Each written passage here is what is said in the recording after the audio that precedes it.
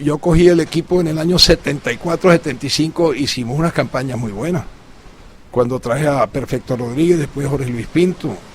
Entre otras cosas, ¿cuándo fue que se suspendió el torneo? 79. 89, ok, estamos en el 70. Y no había los medios económicos, no era fácil. El dinero tenía que ponerlo yo, o sea, la familia ponía el dinero. Y conseguíamos lo que se podía. Había muchos jugadores samarios en esa época. Casi que el 70 al 80% de los jugadores eran samarios. Y se traían 3 o 4 extranjeros en esa época de Argentina que no costaban mucho. El peso nuestro era mucho más fuerte que el peso argentino. Y teníamos la posibilidad de trajimos muy buenos jugadores de Argentina en esa década. Hicimos unas buenas campañas. No nos alcanzaba. No es fácil competir contra equipos como Junior, como Nacional, como Medellín. Nosotros estamos de la mitad de la tabla, más o menos. No ha sido fácil nunca, Ulilo. El Unión tuvo muchas figuras y uno se pregunta hoy en día ¿por qué esas figuras no las exportó el Unión Magdalena? Ahí tiene usted un Alfredo Arango y de ahí para abajo. En esa época no miraban al fútbol colombiano. No se conocía el fútbol colombiano. Tú ves que en esa época, ¿quiénes salieron? Un muchacho que era wing derecho de Santa Fe, que fue a Bélgica. Ernesto Díaz, y para de contar, que me acuerde yo. No miraban al fútbol colombiano. Nosotros tuvimos jugadores tan importantes como lo acabas de decir tú, Alfredo Arango, Didi Valderrama. El pibe posteriormente, sí, en esa época fue de los poquitos que salió. Y lo sacó Alex Borayev. O sea, tuvo que pasar por Millonarios, después por Cali, y Cali llevarlo a Montpellier, que era un equipo de media tabla también en Francia. No miraban el fútbol de acá. Esto es reciente, esto de Colombia es reciente. Afortunadamente, con la difusión, con la televisión, con los canales que hay hoy en día, así es como el fútbol se ha mostrado a nivel internacional. Eduardo, ¿por qué Falcao no pasó por el? Radamel, su papá, se lo llevó de temprana edad, se lo llevó para Millonario. Rada era el capitán nuestro. La madre de Radamel, de Falcao, era de Bogotá, si no me equivoco, o de Bucaramanga. Vivía en Bogotá en todo caso. El pelado se lo llevaron para Millonarios, en las inferiores de Millonarios, y de ahí se lo llevaron a Argentina. De aquí se fue a los 12 años, apenas comenzando. O sea, un pelado de 12 años no tenía las condiciones, no pintaba ni siquiera las condiciones que tuvo Falcao posteriormente. ¿Cómo lo ve usted hoy? Un monstruo. Es de los 9 que uno quiere tener en su equipo. Se ha lesionado mucho Falcao. Falcao es un muchacho de masa muscular gruesa. Y en la cancha es una cosa impresionante el fervor que le pone él al fútbol en la cancha, y eso ocasiona lesiones. En la medida en que va siendo mayor. De los 50 años del título hasta la época, ¿qué jugador le ha marcado a usted que ha sido el estandarte para usted? Alfredo Arango. El maestro Alfredo Arango. Nadie igual a él. Y después Didi. Y de este equipo que ascendió a la primera división, ¿qué jugador le ha marcado? Nuestro. ¿Qué te digo? Nosotros tenemos a ese muchacho Cantillo, que es una cosa para mirar. No voy a mencionar a Márquez, porque obviamente Márquez nos hizo 20 goles y nosotros estamos donde estamos por Márquez. Pero ese es caso aparte. ¿Okay? Ya yo lo mencioné. Cantillo es para tenerlo en cuenta. El pelado marcador derecho también, que se me escapa el nombre. Marcador derecho, Subero. Cristian Subero. Es otro muchacho para tenerlo en cuenta. Luego, durante muchos años el Unión Magdalena se alimentó de esos campeonatos que organizaba su buen amigo, ya desaparecido, Elías Enrique Pardo, que hacía Chajón, otros que hacían en el sur, en María Eugenia. Eso desapareció. ¿Por qué desaparece esa cantera del fútbol, Samario? Yo digo que la situación social del país cambió. Yo siempre repito una anécdota, y es que yo salía con mi padre los domingos por todos los barrios de Santa Marta a ver fútbol. En todos los barrios había fútbol. En la calle, en las pocas canchas que habían, si es que la que habían. Impresionante. Sal hoy tú para que veas la gente amanecida, los pick-ups a todo full. Eso es lo que ves tú hoy en día. Los torneos son de rodillones. No sé, algo cambió. La mentalidad, la sociedad, algo cambió. Ya no es lo mismo que antes. Es impresionante. No hay esa es la otra parte. Mi compadre Elías Enrique, conmigo manejamos la liga 10 años, 12 años, 15 años. Nos llevamos todos los trofeos, ganábamos todos los torneos. Hoy en día la liga no existe. Y lo quiero decir, y me da mucha pena con José Saleve, pero esa es la realidad. Y ya yo se lo dije, voy a rescatar la Liga de Fútbol de Magdalena. La liga hoy es inexistente. No hay torneos, las selecciones no pasa nada. No se ve el nombre del Magdalena en absoluto. Dejó de brillar hace muchísimos años, muchísimos años. Y esa era la mata. Esa era la mata, así es. Nosotros conservamos nuestras divisiones inferiores y ahí estamos mostrando el trabajo que venimos haciendo.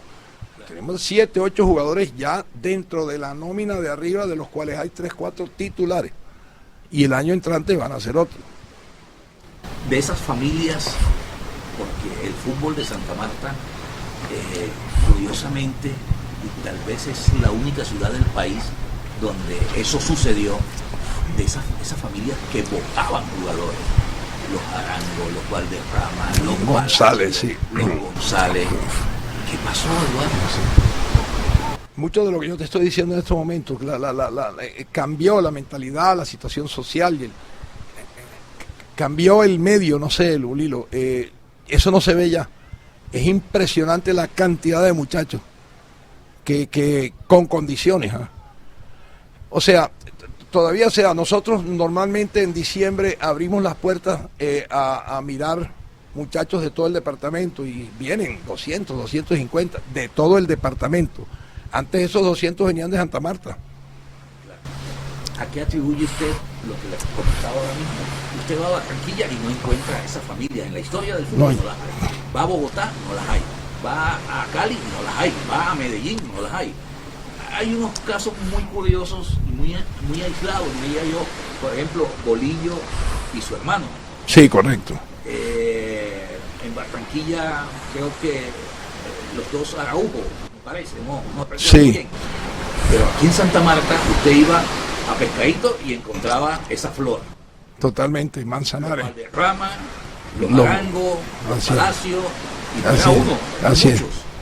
Muchos. Nosotros en el Unión Magdalena tuvimos Valderrama 4 o 5 y todos fueron titulares del Unión Magdalena. No sé si tú te acuerdas de eso. Sí. Impresionante. Lulilo, no sé sinceramente. No sé qué ha pasado, pero no se volvió a dar. ¿Qué pasó esa noche donde el Unión estuvo a punto de ser campeón y un resultado adverso de la América se le impidió? Cuando peleamos título en Cali, sí, con el América, sí. Nosotros con el empate éramos campeones. ¿Qué pasó? Perdimos. El señor, es difícil de hablar de esa época y de ciertas verdades, pero existen. Yo estaba en el banco técnico. Nosotros teníamos ahí 2 jugadores de contención, que era el Negro Ibáñez y el hijo de Perfecto, Claudio. Perfecto no los quiso meter. Yo me cansé de decírselo. Con esos jugadores nosotros no perdíamos el partido. Y perdimos por un error nuestro. Línea de 4 jugaba al outside y se quedó pegado, no me acuerdo quién fue, Gamero. Uno de los muchachos de la defensa se quedó. Y ahí nos hicieron el gol. Con ese gol perdimos.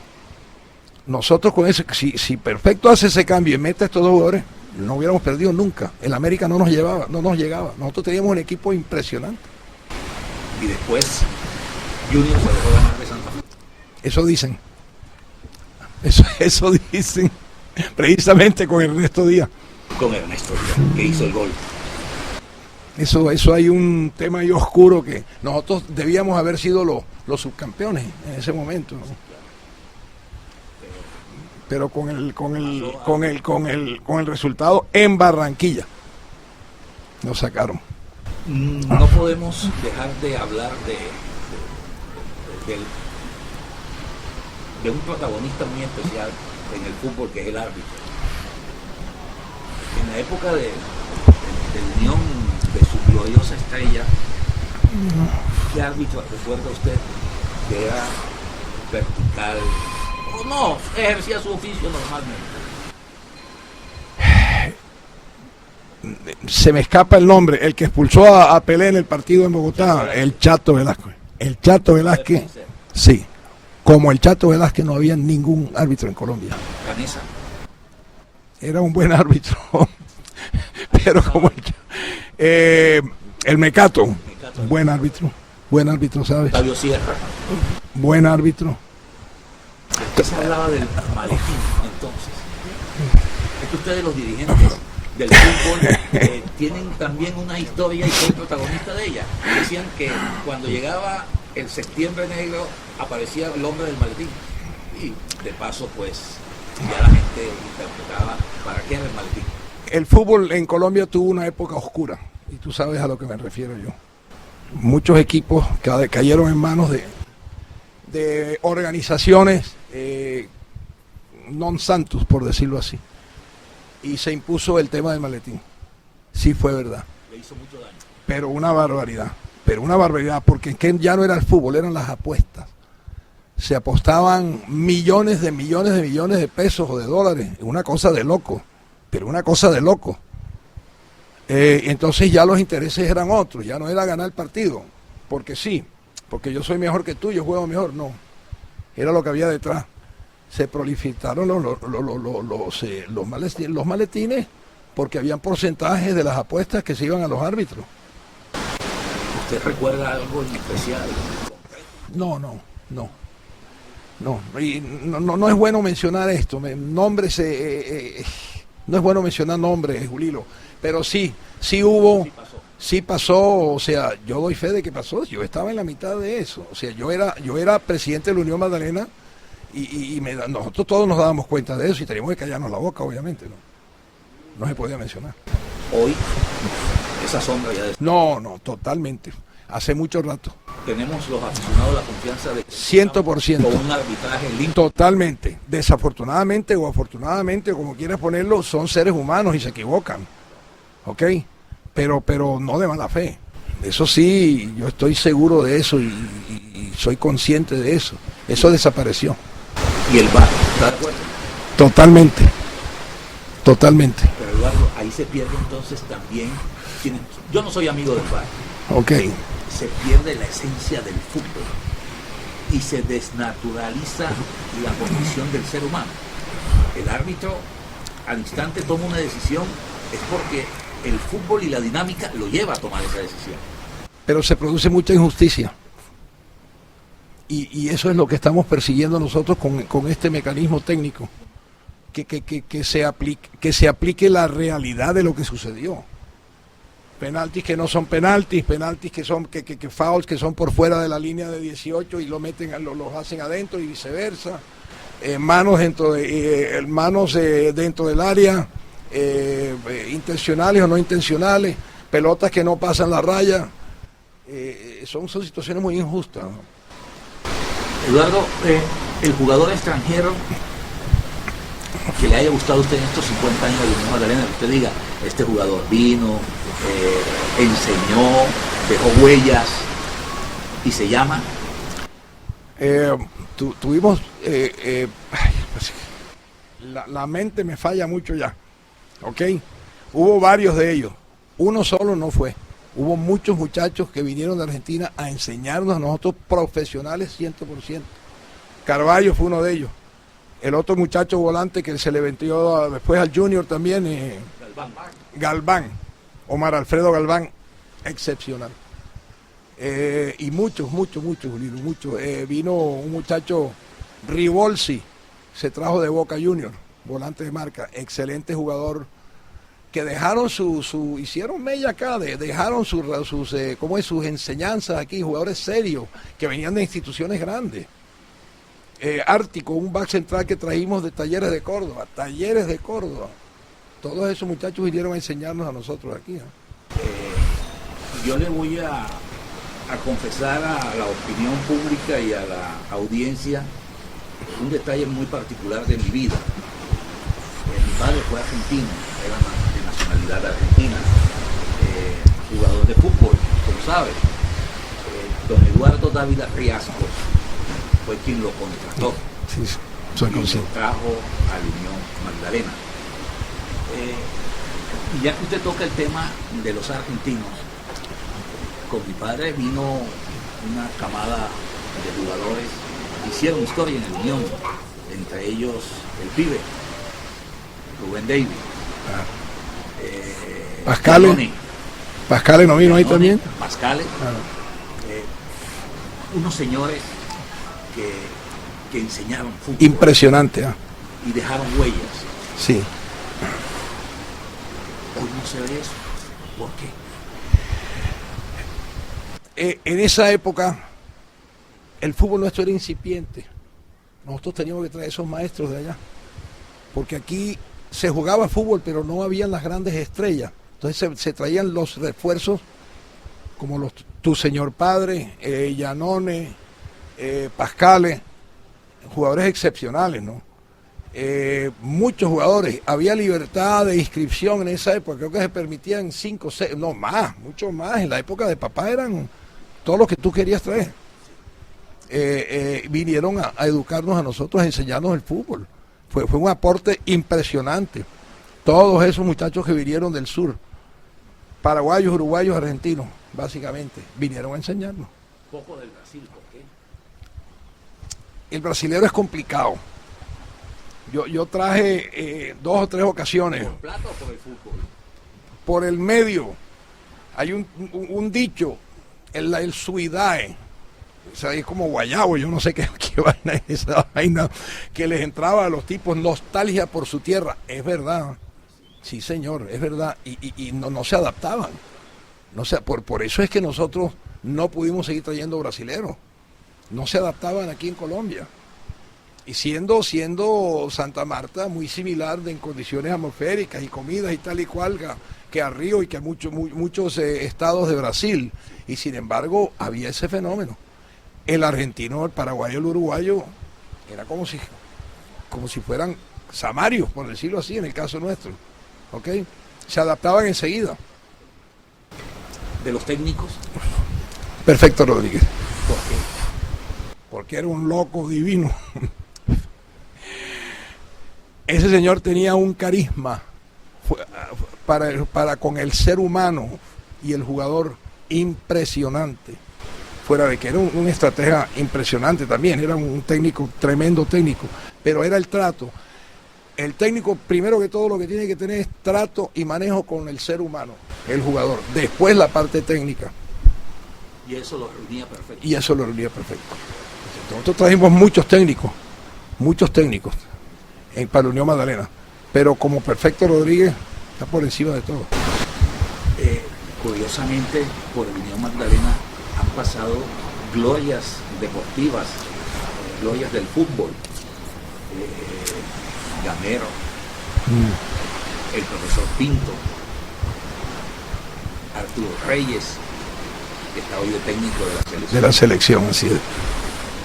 ¿Qué siente usted cuando ve figurar y ver triunfar a esos seres humanos?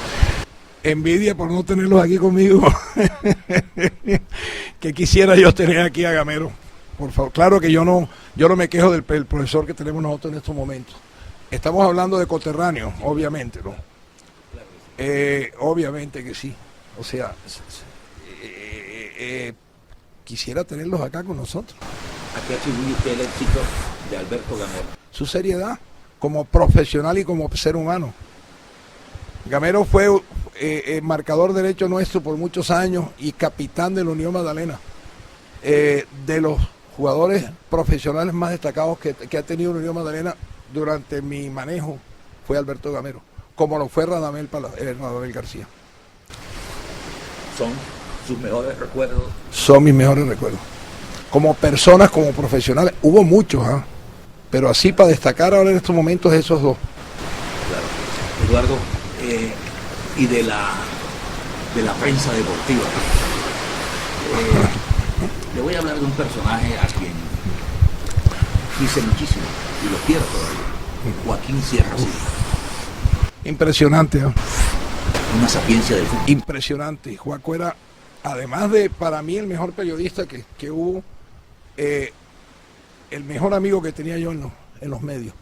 De hecho, cuando hubo en una ocasión una licitación para emisoras, no sé si tú te acuerdas de eso. En el gobierno de San Pedro. No, yo con Joaco hice una sociedad, que Joaco la manejara, y nos ganamos la licitación. Nos ganamos la licitación de acá. Llegó el señor ministro del mitimiti ese, del Saulo Arboleda. Saulo Arboleda, y nos las quitó. ¿Tú te acuerdas de eso? Sí, claro. Por eso no tenemos nosotros emisoras en estos momentos, y fue con Joaco. Qué bien. ¿De parte de Joaco otro periodista que usted? Muchos muchachos buenos. La verdad es que yo no puedo hablar mal de ninguno. Que he tenido tuve mis encontrones en su momento, porque así somos todos. Jorge Eliezer Torres. No, Torres es espectacular. Benjamín Cuello. Benjamín Cuello, no me acuerdo mucho de Benjamín Cuello. De Aracataca. Ok. Torres, por encima, también, muy bien. Rafa. Sí. Rafa, está en Cali, ¿no? Hace mucho tiempo. Sí, señor. Sí, muy amigo. Mi amigo. Eduardo, otra etapa de la Unión Magdalena es la de los años 90. El Unión en los años 90 hizo poco esfuerzo y no lo acompañó porque comenzaron en el fútbol esos resultados extras de los que ya usted habló. Correcto. ¿Qué pasó con el Unión en la década de los 90? Estábamos ahí, Ulilo, era muy difícil. Lo que yo te había comentado, que te comenté hace poquito, era una época muy, muy difícil. O sea, contra estos equipos manejados por estas personajes, no se podía hacer, no había nada que hacer. Se manipulaba mucho los resultados, los árbitros, todo. Era una situación bastante incómoda, peligrosa y difícil. Y el fútbol fue cambiando. Sí, obviamente. A medida que se salieron, el fútbol regresó a ser lo que fue anteriormente.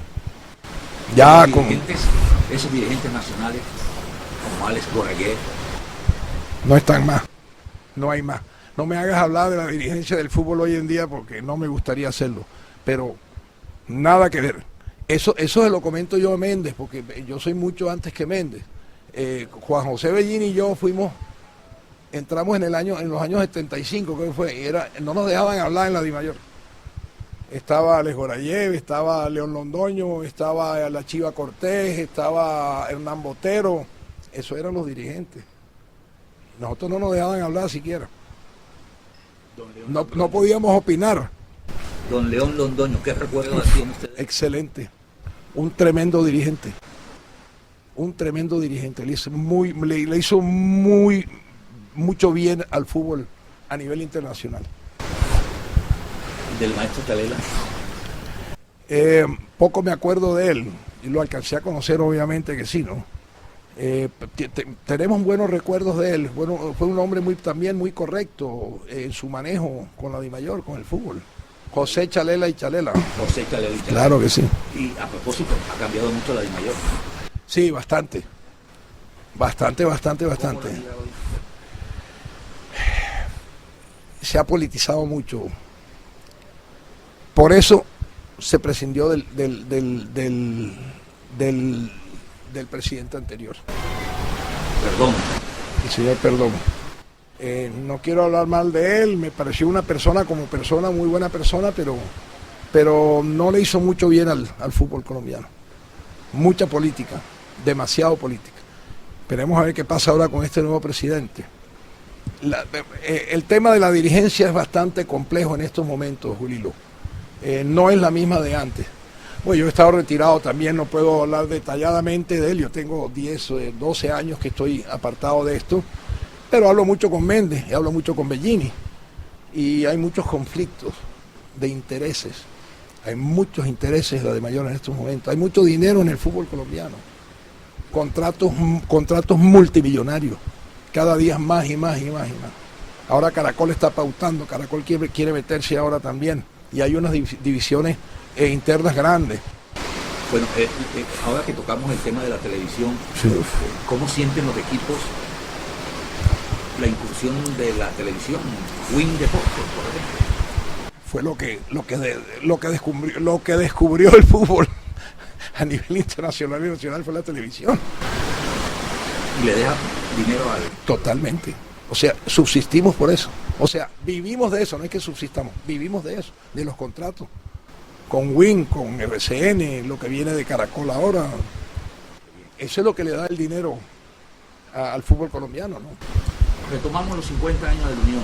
Ahora hablemos de la otra parte tan importante para la institución, la afición. ¿Por qué esos desencuentros, esos desamores de la afición con el equipo? ¿A qué le atribuye usted? Aquí son hinchas, no aficionados.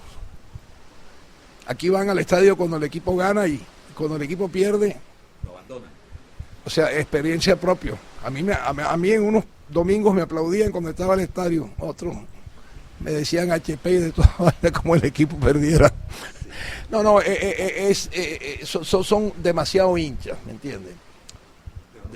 Lo llevan en el corazón. Lo que acabamos de ver nosotros es impresionante, o sea, la ciudad, o sea, el fervor ese que hubo o que había por Unión Magdalena, que estaba en estado dormante, estaba dormido, acaba de despertarse. Fue impresionante. Pero usted no está de acuerdo en que si el equipo está bien y hay motivación, despierta más gente. Obviamente que sí. O sea, todos somos triunfalistas. Si el equipo gana, o sea, despierta un entusiasmo impresionante. Acabamos de vivirlo ahorita.